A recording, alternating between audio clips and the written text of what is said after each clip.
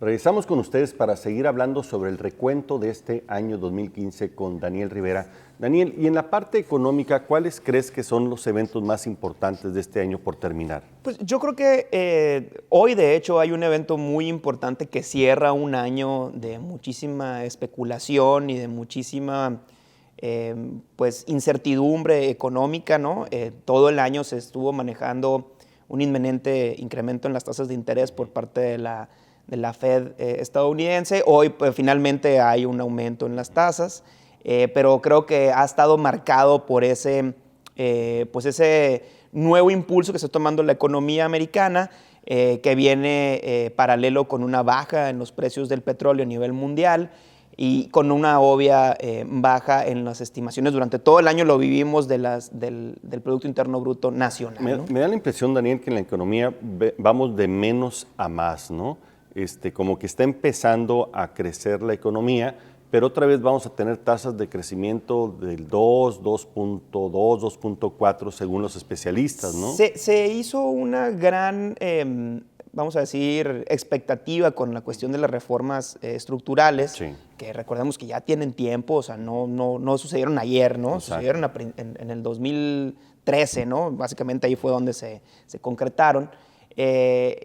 Esperábamos ya ver reales resultados, pues, o que el mexicano promedio realmente sintiera en sus bolsillos que había un crecimiento. Que eso era muy difícil, ¿no? No, Las claro, reformas tardan. obviamente, pero nos las vendieron tan bien como la salvación de México, Sí. literalmente, que pues ahora, cuando vemos que los resultados no son pues así tan tangibles en este momento, pues hay una decepción en la parte económica a nivel nacional y una depresión en la economía.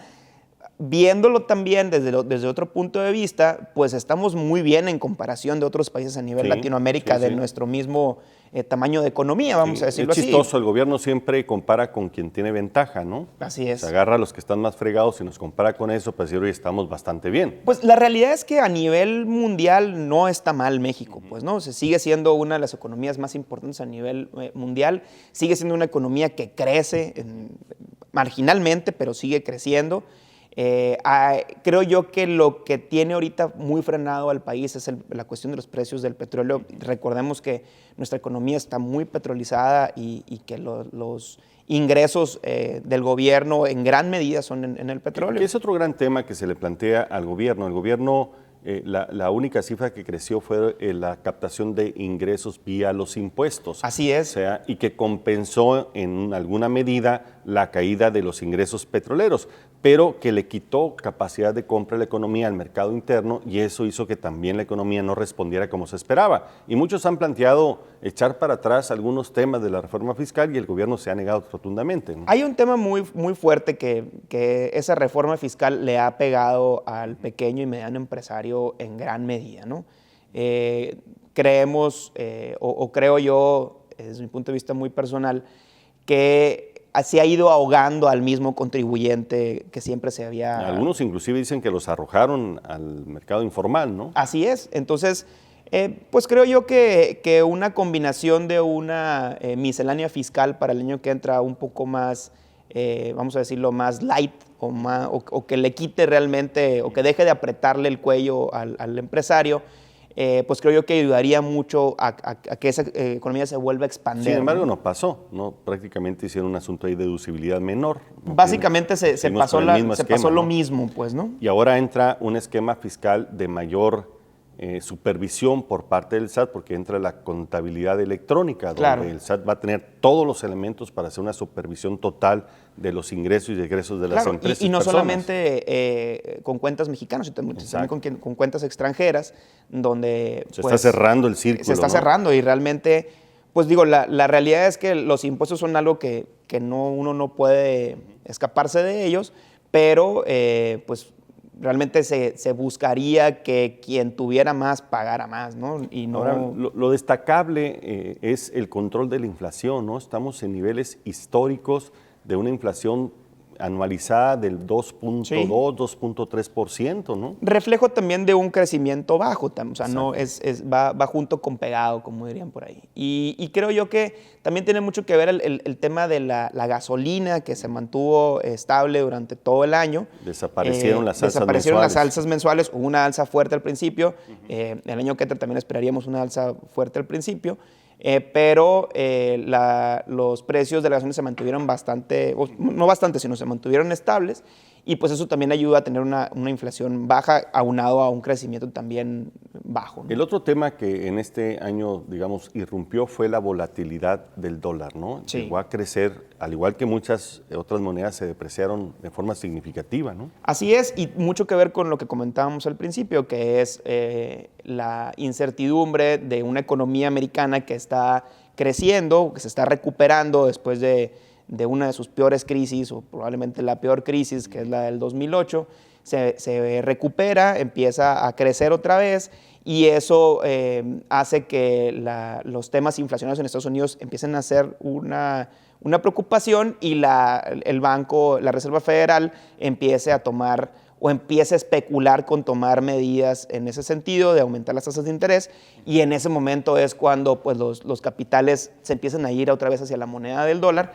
y eso provoca pues un aumento en el La Secretaría de tipo Hacienda de y Crédito cambio. Público en los criterios de política económica dice que el dólar en el 2016 estaría alrededor de 15.90. Yo creo que es una muy optimista Demasiado, apreciación, ¿no? ¿no? Ya está ahorita pues pegando en los 18 pesos. Así es. Y pues no, yo no veo un escenario donde por lo menos en los próximos 6 meses o quizás el año que viene podamos volver a Prácticamente niveles de todos los especialistas 16. hablan alrededor de los 17, ¿no? Un Sí, poquito yo creo que menos, sí. un poquito más, ¿no? Hay que recordar siempre que en esta época del año hay más presión también sobre la Exacto. moneda, y que siempre aumenta pues un porcentaje importante para volverse a recuperar a partir de febrero, es donde empieza a volver a bajar, pero pues básicamente ahorita es bastante especulación y bastante atrevido poder pronosticar algo, porque pues, la realidad es que no se sabe Así es. exactamente qué va a pasar. Ahora, la mala noticia para Sonora es su crecimiento económico. Según los datos del INEGI, Sonora no llegaría ni al 1% de crecimiento este año, ¿no? Muy por debajo inclusive de la economía nacional. Y comparado como habíamos tenido años anteriores de alto crecimiento, muy superior a la media desplomó, nacional, ¿no? pues creo yo que nos va a afectar bastante. Creo que hay un tema también ahí en la cuestión fiscal, el tema fronterizo, que también está empezando a pegarle a los estados como Sonora, que tienen una importante pues, industria maquiladora, que dependía pues, de ese tipo de cuestiones fiscales, donde no pasaba nada, donde no te cobraban impuestos por importación o exportación. Y creo yo que en este momento pues sí está resintiendo la economía estatal esta cuestión.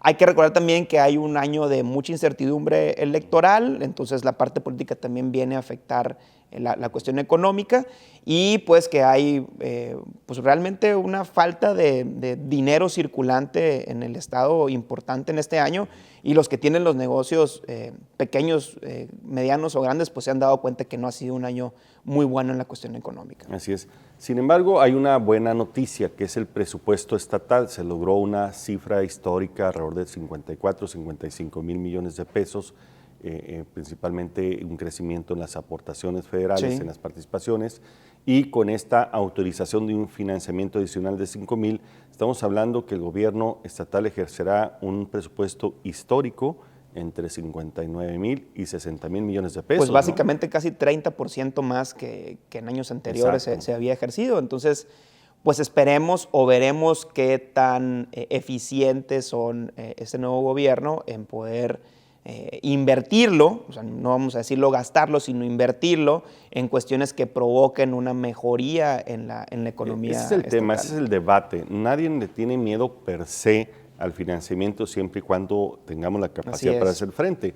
El tema es dónde se invierte. Si se invierte en la operación, ese dinero se va. Exactamente. Si se invierte en infraestructura productiva, pues ese dinero nos regresa y se multiplica. Pues ¿no? precisamente en esta semana se está presentando el Plan Estatal de Desarrollo, y creo yo que ahí es donde pues vamos a tener un norte más adecuado de a dónde se va a ir esa cantidad de dinero y qué inversiones está planeando hacer el gobierno del estado para pues volverle a meter esa gasolina a la economía estatal y que pues obviamente el Estado nuevamente vuelva a estar en los primeros lugares. Eso me da la impresión que nos queda de ver el gobierno estatal en explicarnos exactamente cuál va a ser su estrategia de crecimiento. Esos recursos históricos, cómo los va a utilizar para darnos mejores resultados.